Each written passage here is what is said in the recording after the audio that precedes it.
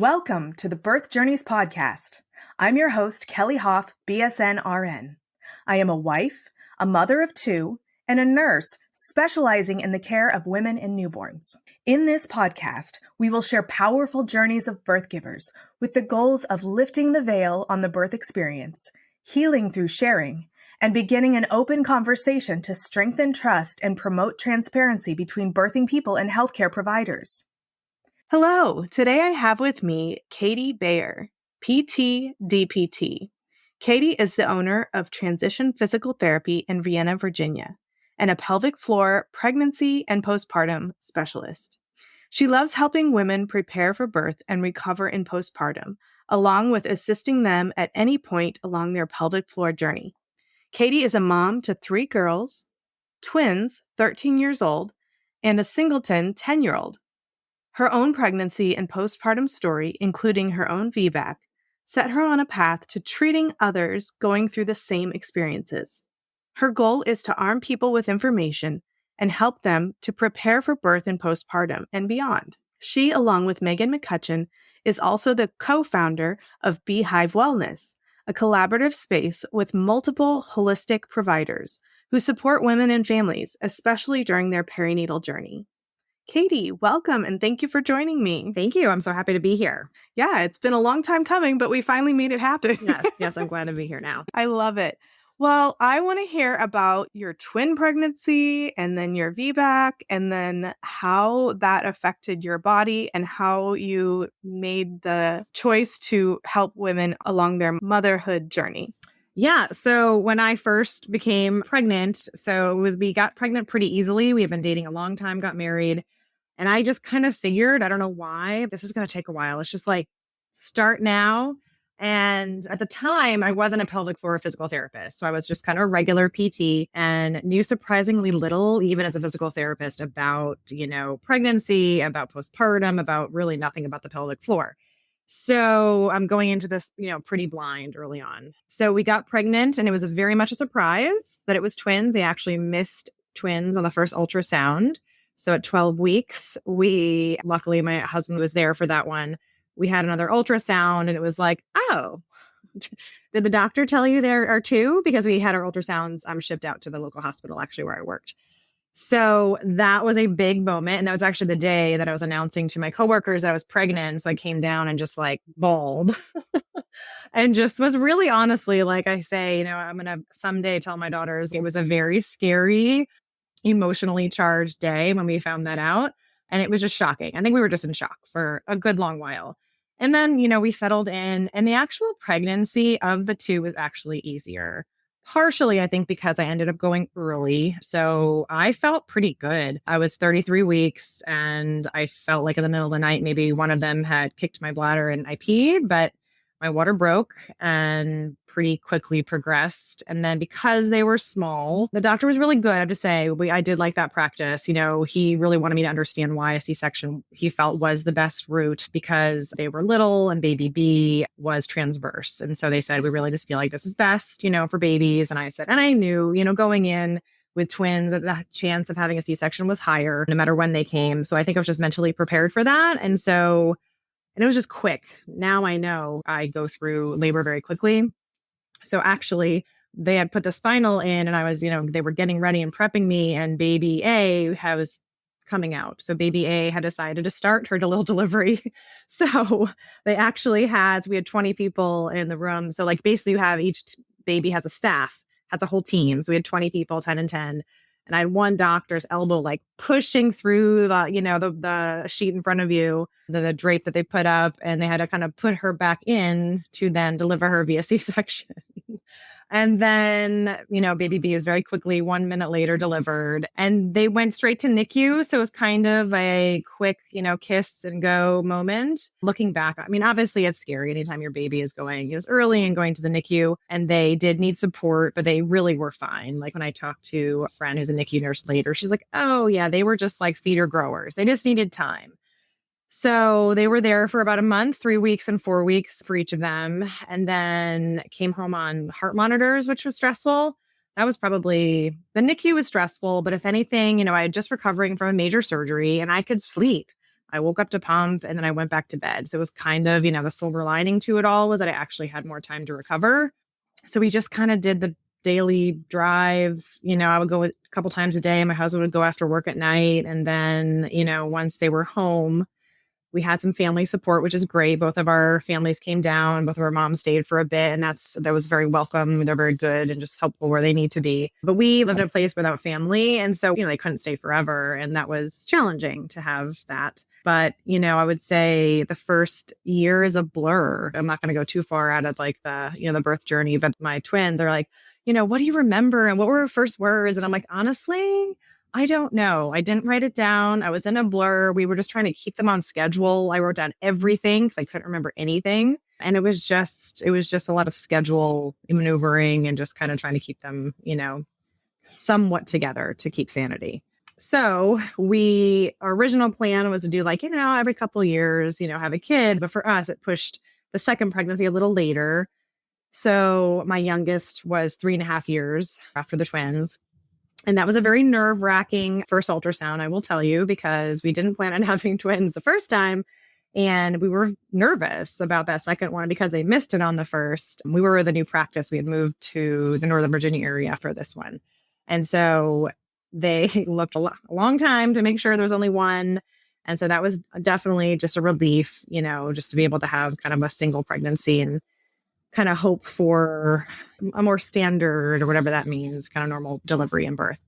But I was diagnosed with gestational diabetes with her. So that was just, it was challenging in some ways because, you have to monitor everything and you have to eat very healthfully. But then because you eat really healthfully, you don't gain as much weight and you just feel a little bit better. And I exercised and, by the end of the twins pregnancy, we were living in New Jersey and I was like pizza every day, ice cream. It was great. But with this one, it probably was good in some ways that it forced me to be a little bit healthier with that pregnancy because of the gestational diabetes. The practice that I was in, I didn't love. Now looking back, I think I would have gone with somebody else had I known more about them, but they were a large practice and they just kept kind of scaring me a little bit into oh, this baby's going to be a linebacker, she's going to be huge. Actually, we didn't know what we were having. So the baby's going to be huge. Baby's going to be a linebacker. And, she came 2 weeks early, which I'm glad for. It was after 33-week pregnancy, 38 weeks felt like forever. But she was, 7'4". She wasn't a huge baby. And she maybe would have been, closer to 8 had she gone to the extra 2 weeks. But who knows? But anyway, so that pregnancy was actually much harder on me. And the gestational diabetes, I'm sure, was contributing. But I also had really bad varicosities in my leg. I work full-on compression hose the entire pregnancy, which at the end of any pregnancy is so hard to get on. But I literally could not have worked or walked around without them. So it was totally worth it, but not easy. And so physically, this one really took its toll on me much more so that it felt like the twins did. And, I'm 3.5 years older as well. So I'm sure that contributed. So she came in much the same way, middle of the night, more like 4:30. Water broke. I always had the pop and the gush. So with each pregnancy, I kind of had the very obvious start. And then, call the doctor. They say, take a shower, count your contractions. So I shower and I can't count my contractions. I'm am I bad at this? I don't know what to do. The math isn't working out. I think I was basically just in full on labor, no contract. They were just one long contraction really quickly. Because when I got to the hospital, an hour later, I was 8 centimeters. They're like, why weren't you here earlier? And I was like, I had no reason to be here earlier. I didn't feel like I was in labor. So, and then I had her, basically from beginning to end, it was 4 hours. So it was 4:30 to 8:30 in the morning. So I think the only reason, because the hospital I delivered at is known for C-section and not good about VBACs, but she just came so fast and furious. There was really no other option. And she, was able to be delivered pretty easily. So it was hard. Challenging. I did get an epidural, even though it was fast. That was my plan. And it worked, but I'm not sure how intense it was. So I felt much of it, but it was what I wanted. It was that, I wanted the VBAC. Had I had the C-section, that would have been fine too. But I really was hopeful for the VBAC. And so I was glad to get that. And she came right home and it was nice having just one baby to hold and I have to kind of schedule, around a second baby. And breastfeeding was easier. The twins never really got breastfeeding. And so it was nice just to have one, to be able to do that, which I wanted to do. So yeah, so those are my birth journeys, birth stories. And, I think I'm not sure we'll talk about all the things I've learned, but I just know, like, through my experience, I realized how little I knew about everything. And I'm a profession that, as a physical therapist, I feel like I should have known more. And so, God, there's so much now that I would go back and do differently now that I have this breadth of knowledge that I have now. And that really, that whole entire journey, really both of them, is what inspired me to kind of go on and learn the kind of pelvic floor pregnancy portion of physical therapy. Yeah, that's so important. I feel the same way. I feel like, even now, there's not a lot of knowledge within the medical field. It's just starting. People are starting to send people to pelvic floor physical therapy. But then I still hear people talking about, do your Kegels. And I'm like, I think we've moved past that. Yeah. No, we have. We should have. That's what we learned in nursing school. Right. And even that, there's so much nuance of whether you even should do Kegels. But I was in stirrups after the second pregnancy. And I mentioned something about, leakage or something, which I didn't have a big issue with. It's like, you can do Kegels, but it doesn't work. I was like, great, thanks. That's the only speech I got about anything postpartum. And I was like, great. Yeah, and not helpful. So I guess my question is, as far as like the pelvic floor physical therapy, is what do they teach in PT school? Because I find that not many physical therapists that aren't specialized in pelvic floor really know to even pay attention to it. I will say when I graduated in 2007, nothing. I'm trying to think back. Was the anatomy even like referenced? It probably was, but like never in, let's say, cadaver lab, which we look at everything. Mm-hmm. We definitely didn't dissect that. It really wasn't spoken about at all. I think it's better now, but I also think the people who are choosing to go into it earlier are actually entering these courses, these extra courses while they're in school versus getting the knowledge in school. I'm sure there are some schools that are better. And to be fair, I think that the physical therapy degree, you're supposed to graduate as an entry level. And pelvic floor therapy is this extra training. But I think more attention needs to be paid to it, not as a like pelvic floor internal, this whole other separate, very specialized thing. But the pelvic floor is a part of our core. It's central to our body. It's a sump pump for vessels. It's all of these like things that everybody needs to pay attention to. So I do wish and hope, now that it's being paid attention to more. It wasn't when I was in school. Who else wants thicker, fuller-looking hair in just 60 days? Yes, please. Hey, moms and moms-to-be. These products have truly made a world of difference in my life, and they could do the same for you. At first, it seemed too good to be true, but Monate's products are clean, vegan, anti-aging hair care that follows the world's strictest guidelines for safety.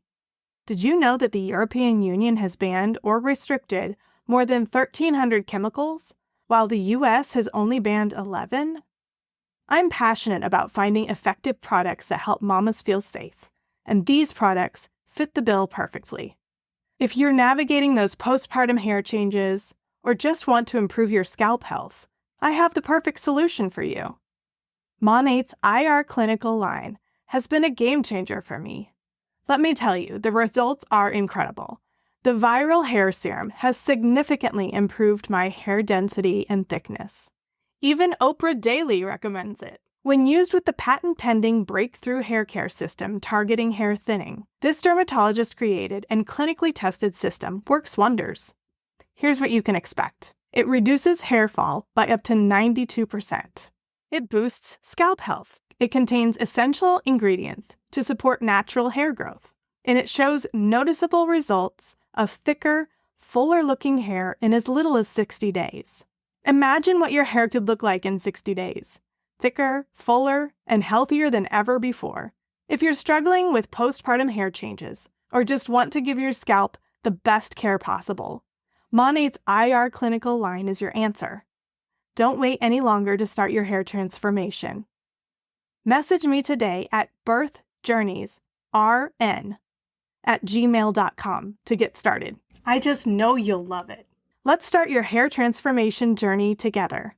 The results mentioned are based on a hair breakage study utilizing combing and brushing. The data for the IR Clinical Hair Thinning Defense Scalp Serum is derived from a study involving 39 women ages 18 to 70, which was supervised and evaluated by a dermatologist. Results regarding hair fiber diameter were determined through instrumental testing following the application of the IR Clinical Hair Thinning Defense Scalp Serum.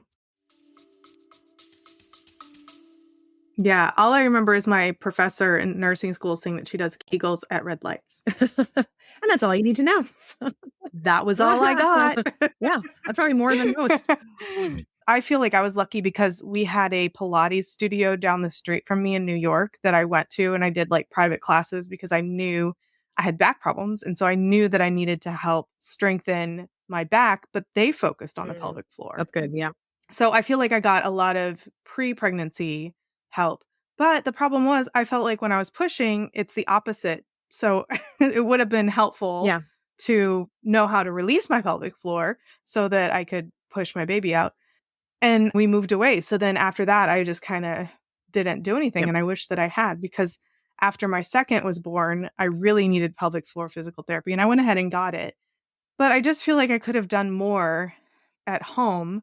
And the physical therapist that I went to, she was lovely, but she hadn't had kids. So she was very receptive to my feedback of like, this is overwhelming. Mm-hmm. I'm not doing the exercises. I love the suggestions you're making. However, it's not being worked into my life. And so then she was great about asking me, okay, well, when you're doing what, are you feeling like the heaviness? And I'd be like, running up the stairs. And she'd be like, oh, blow out when you're running up the stairs. And that was a game changer. Yep.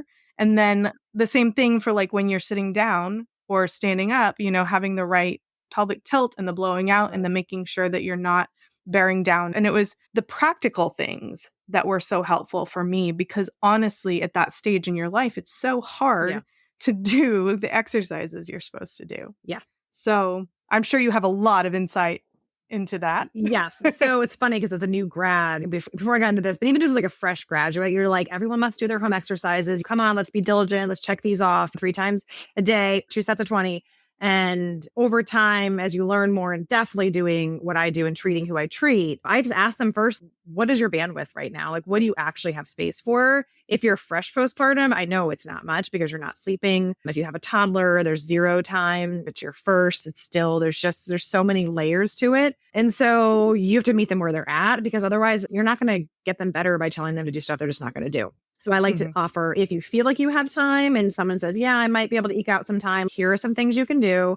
Other than that, let's just either just work on the functional things like you're talking about, or when you're standing at the microwave, can you do this like one little thing? Or when you're doing this, can you do this one little thing? Try to like infiltrate it into your day, which honestly, for most people, that's the best way to do it. But especially in this time period where you're not going to get 30 minutes, even if you have it. Most won't give themselves 30 minutes to just be like, I'm going to go in this room. I'm going to ignore all the crying. I'm going to lie here and do my pelvic floor PT. And, you know, if somebody says they can do that, great. Like we can mold to that too. But the majority don't, or they say they will and they can't, which is no judgment. Like I think people come in, they're like, I feel so guilty. I didn't do my home exercises. And I'm like, okay, that's fine. Well, how do you feel? You know, like if we really are still feeling bad, let's really try to sneak them in somewhere and see if it helps. But let's just take each day, each moment. Like this is a stage of life where this is what it looks like. You don't have a lot of time. So what can we realistically do or fit in? Mm-hmm. Yeah. And not that it's ideal, but you can fit them in more later. Yeah. You know, like it's kind of a lifestyle change rather than let's get the pelvic floor taken care of immediately after birth. Yes. And that's also what I tell people. This is a journey from here until you die, really. Like, you know, you're going to have this pelvic floor. Right now is a really good time, a really important time to really address some issues. You're in this perinatal period where you're making and delivering humans, your hormones are all over the place. And then we have this gap where you'll have hopefully a little more time to pay attention. But it's not like, we stuck that pin in, we did pelvic floor physical therapy, we're better. And then the rest of your life, you don't have to think about this stuff. Like the stuff I'm teaching people, I'm like, this is like forever stuff for the most part, especially all of the functional things. And then exercise, I really just tell people, let's try to integrate what we've taught you here into whatever you like to do. Because if I tell you yoga is great for you and you hate yoga, you're not going to do it. So what do you like to do? And let's try to marry everything together. But then I'm trying to keep this person in front of me out of a nursing home for incontinence or out having UTIs. And that's what kills you in the end, because that is ultimately, that's what sends us into nursing homes and increases our death rate. So my goal is now, but forever. And it's learning lifelong things that also are just more easily infiltrated into your life versus a task you have to do and check off every day. Yeah, that's so important. Before we move on, I know I want to talk to you about how you prep people for birth because, I mean, I just happened into Pilates, so I had no idea that what I was doing was a good thing to prepare for birth. But I've heard that a big part of what can exacerbate the issue in the postpartum period is how you sit while you're breastfeeding. Like you spend so much time breastfeeding. How do you address that with moms? I know you're trying to go through the specific points of the day and try to focus on how to be better in those points. What about breastfeeding? What are some? Yeah. So any kind of feeding. So you're spending many hours in this position, especially initially. There's just a lot of time spent sitting generally. Early on, I like to recommend a variety. So if you have a couple stations in your house, that's ideal because it just gives you a variety. Our body just likes variety. It doesn't like being in one place for too long. If you have one station, that's fine, but you need to have support. And I don't just mean a boppy. So people come in, they have their like pretty glider, and they have their one boppy and then they try to breastfeed and then they're in pain because it just doesn't offer enough support. You want something that is super supportive, probably shoving a couple pillows behind your back. I think I hated the boppy. I eventually used it with like two or three pillows, but you just need you want like all the pillows, just like put them all in your little space and it's not going to look pretty. I think on Pinterest or Instagram, you see these like beautiful little nursing areas.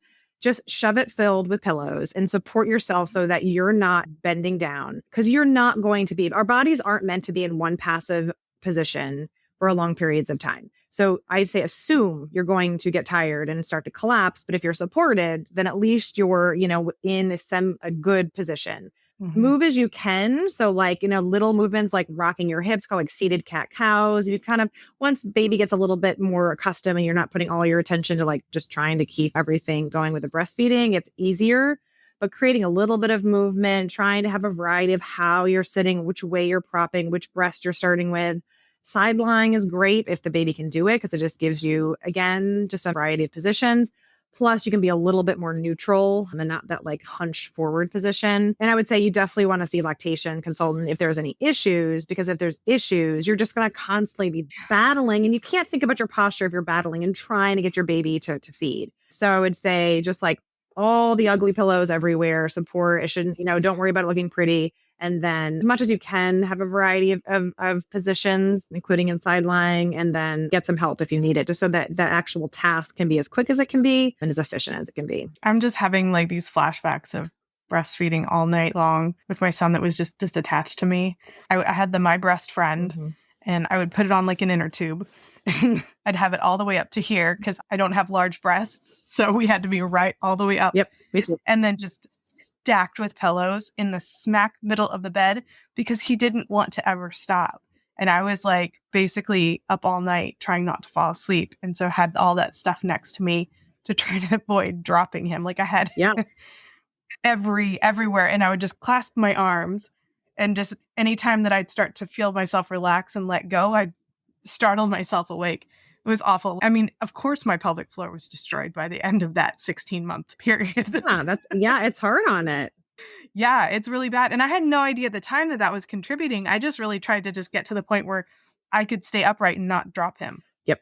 Because it was like, if I could put him down for an hour, he'd be up in an hour. And it just got to the point where it wasn't sustainable. And I couldn't, half the time we just end up there. Because as soon as I'd wake up, I put him down. But it's hard. And I say like there's ideal, obviously, and then there's real life. And there's sometimes where if your baby's always like that, you don't have a choice. It's in the middle, right? Like I feel like you can try to get help for certain things. So maybe something would have helped that journey if you had, hired a lactation, sleep consultant, something. Maybe not, because sometimes just that it just is what it is. And so it's like, is there something you can do? Let's like look into that. Let's see if that would help.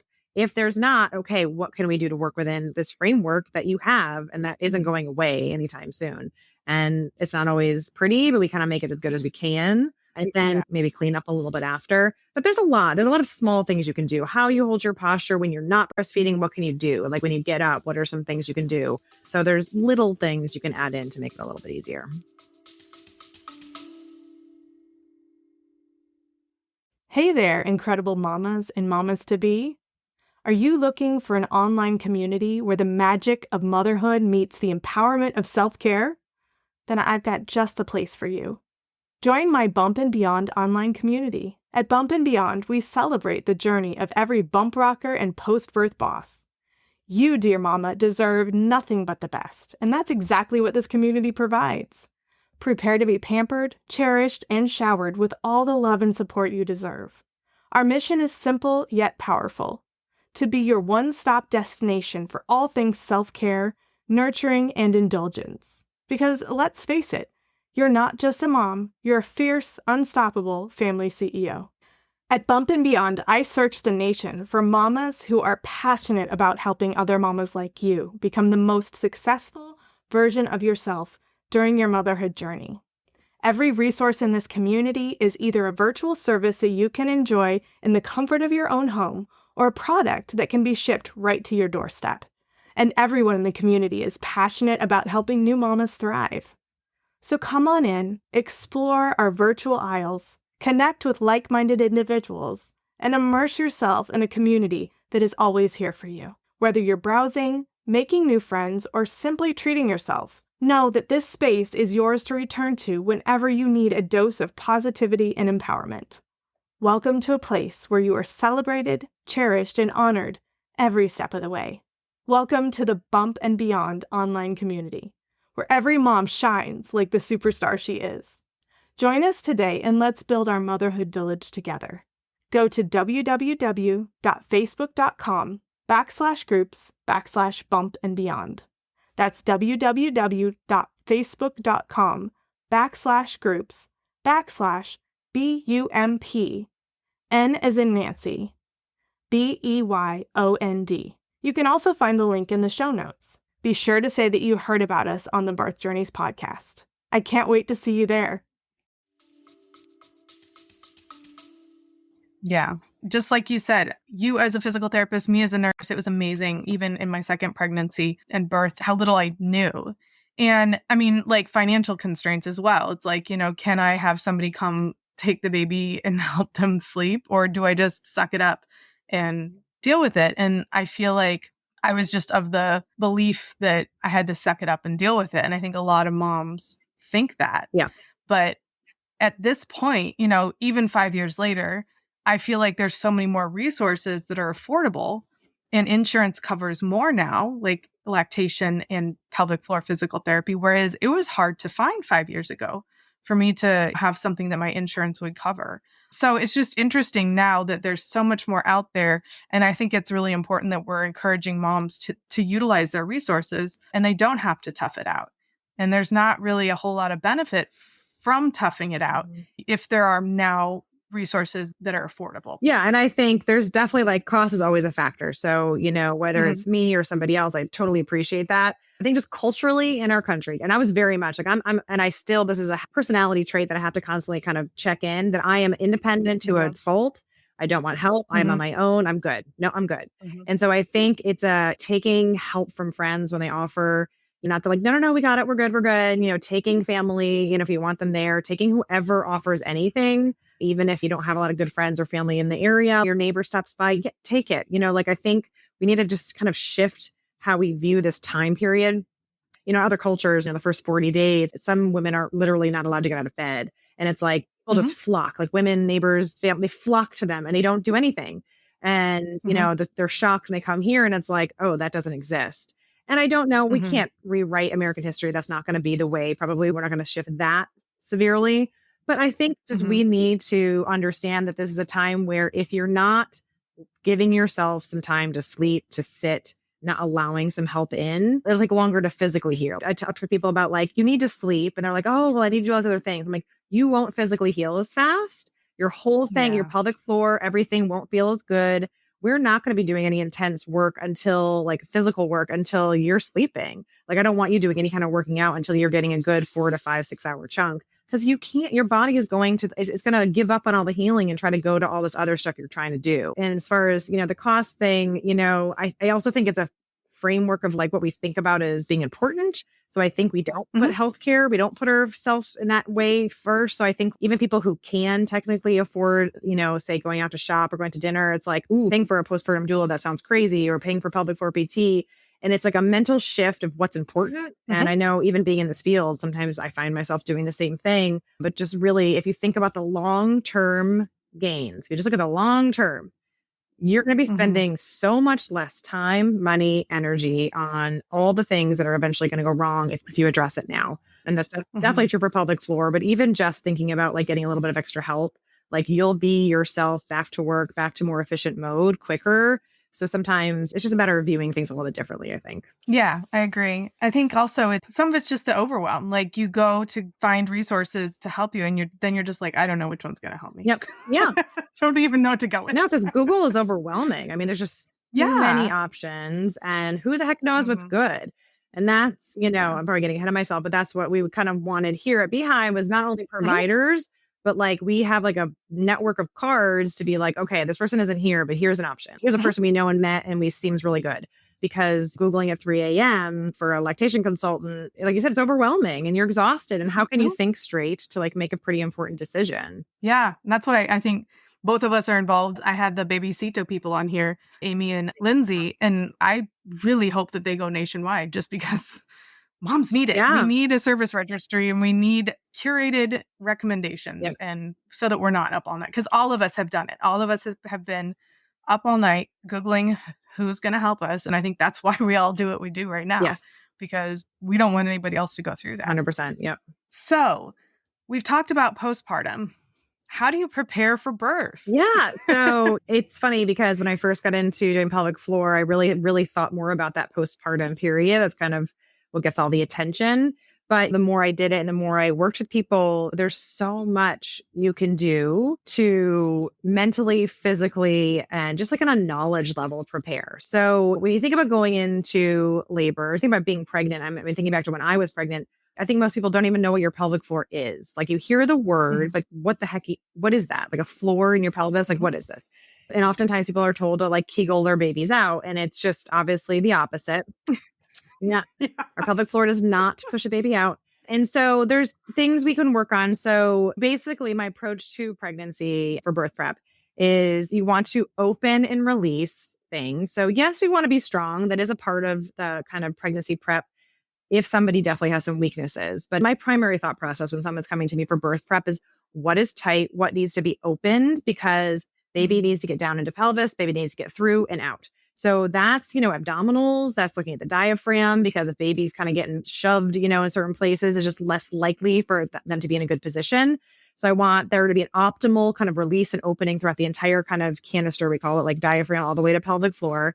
If you've had a C-section, when you're prepping for a VBAC, you definitely need scar work if you haven't done it. And as your belly grows, we need to work on that scar tissue because it's like a block. You have this tissue that can just stay tight and kind of prevent baby from being able to drop down. And then the pelvic floor, it's a combination of making sure that there's the ability for it to lengthen and to open, but it's also for the person to connect to it. Because how often do we touch our pelvic floor? How often do we even know what that feels like? You kind of can feel what a Kegel feels like. Most people don't know how to lengthen or open their pelvic floor. And then we do look at pushing a little bit, but as long as the person knows how to activate their core properly with breaths, which we work on, I don't go into that too much because it just becomes so overwhelmingly automatic as you do it. And you really have no choice but to push once you feel like you have to push. So we go over a little bit of the core mechanics, but really that pelvic floor opening, lengthening, that sometimes includes internal work. But if someone doesn't want it or can't have it for some reason, doesn't have to, there's other ways to kind of get around it. But to me, that's the best way because it's feeling, what does it feel like when this area is open and feels stretched? Okay, can I access my breath to allow it to release even more? What does that feel like? And then talking through the different positions of your hip and your spine to open both the top of the pelvis and the bottom of the pelvis. So earlier in labor, you do certain things to open the top of the pelvis. Later in labor, there's just hip and sacrum or spine positions to basically just allow that bottom part of your pelvis to open up better. And then how do we apply that to different positions? So even if you have an epidural, you can still be in different positions, especially if you have a doula. The more people in the room, the better. But, nurse and partner can help you get into all fours, can help you definitely get into side lying. Birthing on your back is not evil, but it just shouldn't be forced upon you. So if you end up there, that's fine. I've had people come in feeling really guilty that they birthed on their back. And I was like, well, why? And they were like, well, I was just so tired. It just felt like the best place.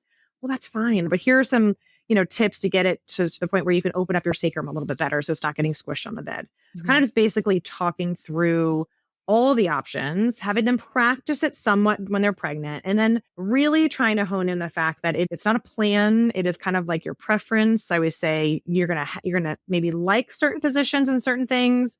You're going to get into the delivery room and you're going to hate all those things. You're going to want something different, and you're going to hate everything. And that's fine. And as far as like even the positions and the hip and the back, I'm like, here's the black and white of it. When this happens in your pelvis. But you know what? If you're late in labor and you want your knees in the other position and it feels good to you, honor what's happening in your body. We give you the script, but go off script based on how you feel. Okay. And then if you have an epidural, you really can't feel anything, then you can kind of stick to the script and at least you have some guidance that way. Yeah, that's also important. And honestly, when I had my son, all I knew was the peanut ball. And that I didn't even really know what to do with it. Like, I mean, we would just rotate people side to side, which is good. Yeah. But there's so much more that you can do. Yeah. And we've learned so much more over the last even 5 years that I think that's super important. I honestly didn't even know that you could do any internal PT pre-birth. I did it after birth and it was not my favorite. So I feel like it would be a little bit better pre-birth, especially if you haven't had any tears. Yeah. Healing. So I would say, well, it depends because everybody, depending on when you're coming in for pregnancy, you can have some pain or swelling or issues.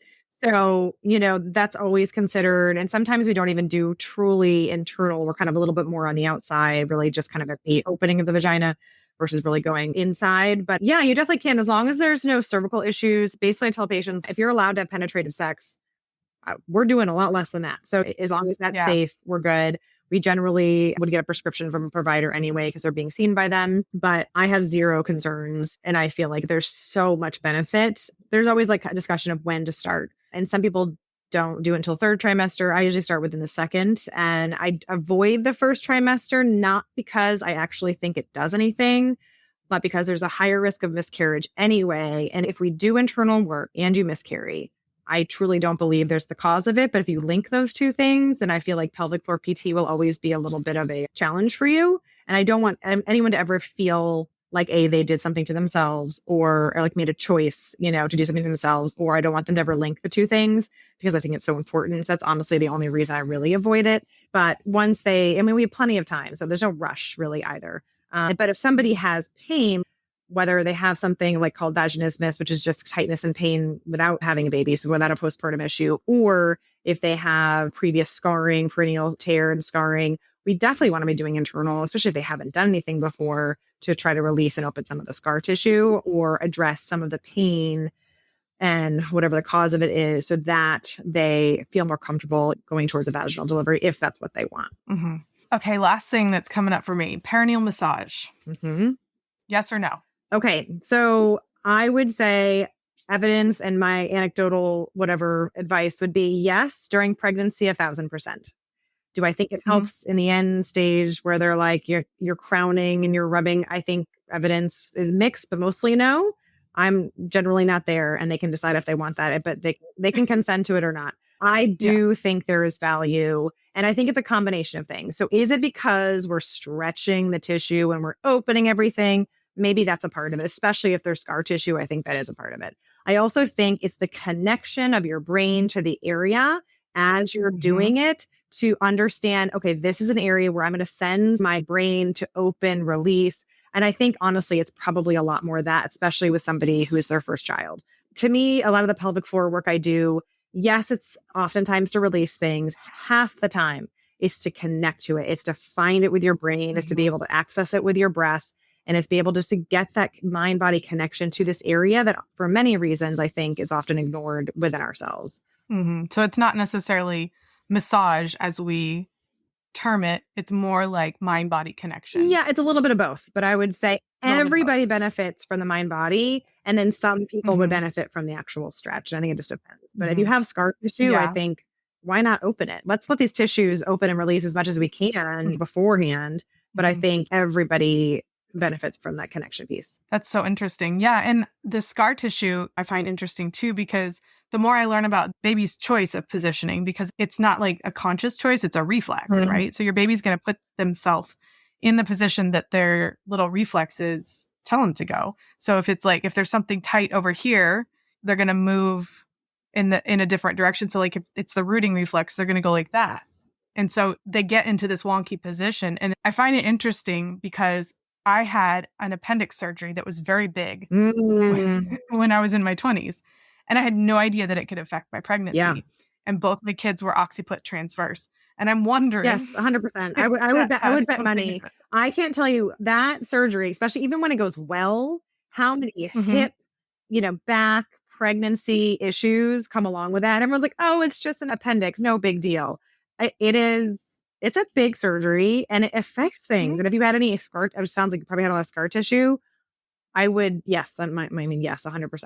Yeah, I have opposite side hip problems. Yeah. Opposite side back problems, like everything. Yeah. Everything went wrong after that. Yep. I feel like after the surgery, I couldn't even feel my core muscles anymore. Mm-hmm. It's insane. And the same thing kept happening after each pregnancy. I couldn't reconnect with my core. It took me like a year or two. I finally gotten to the point where I'm like, okay, there they are. Yeah. And I think, people think about like what you do in pregnancy and postpartum with PT. Yes, we're treating your pregnancy and we're treating your postpartum body, but we're treating your body before that now is here. So like anything that carried with you, like your scarring, any old back injury, any whatever it is, it's still there and it's just layered now. So we have to treat all of it. So like you came to, pregnancy PT, there would be a ton of scar work done, just to help prepare that area to, again, open and release. Yeah, that's a nice little shout out to all moms. Hey guys, if you've ever had abdominal surgery, please go get pelvic floor physical therapy before you get pregnant. Yeah. Or when you get pregnant. Yeah. Before, whatever. Before or during, anytime. After, all of it. Yeah. Just make besties with your your pelvic floor PT. Definitely. Well, is there anything else that we didn't cover that you wanted to talk about? No, just a little bit more about kind of the Behive, that we have here. So Megan McCutcheon is a perinatal mental health therapist. And we met when I was opening my business in 2021. And we just immediately connected as just like-minded people and friends. But we have just had a vision for this place where we wanted many providers, like we were talking about, like not Googling, at 3 a.m. But let's have a place that has providers present and has a network of people to refer to. And so we opened that this past September. And then before that, we kind of existed as an online entity, and we created a birth prep course kind of from a PT mental health slant. So it's not replacing traditional birth prep. It's just like a nice additional piece that kind of gives you the layers, and we give you different tools. And I talk about that, what I was talking about as far as your hip and your back and kind of ways to open and release. And then a little bit of a kind of a early postpartum advice as well. So we have that online for anybody who kind of wants a different slant or approach to their birth prep. And it's an easy kind of modular, take your time kind of course. Basically, my mission and Megan's mission is really just to help people during this time. It is overwhelming, and it's okay to ask for help and to find the people that will make your life easier. And if I'm a part of that journey, that's great. If you need something different, like I think we just are trying to help people just have a little bit easier time, because it's a lot, and we've been through it and we know, and we're not on the complete other side of it, but our kids are kind of getting a little older. So we have a little bit of ability to step back and try to guide people through it a little bit. Yeah, I love that. And those of you who have listened to other podcast episodes have heard Megan on here multiple times talking about perinatal mental health. Yeah. So it's the same course that Megan has talked about, the birth bundle. Yeah, and it's just kind of a way just to approach birth to mind and body. And we're going to be putting that link in the show notes as well. Thank you. Well, Katie, thank you so much. I'm so glad we finally got to do this. Yes, me too. Thank you for having me. This was great. I'll do it anytime. I always like talking about helping people. So yeah, love it. Thank you so much for tuning into my podcast. If you enjoyed what you heard, make sure you hit that subscribe button so you don't miss out on future episodes. Don't forget to share the podcast with a friend who can benefit from the valuable insights that we share here. And if you could take a moment to leave a 5-star rating and review, it would mean the world to me. If you're ready to work one-on-one with me to embark on a transformational journey towards a confident and empowered hospital birth experience, go to kellyhoff.com/empowered and enroll in my Empowered Hospital Birth Coaching Program. Together, we'll create a roadmap to a birth experience that you'll cherish forever. That's KELLYHOF.com/empowered. Let's make your birth experience extraordinary.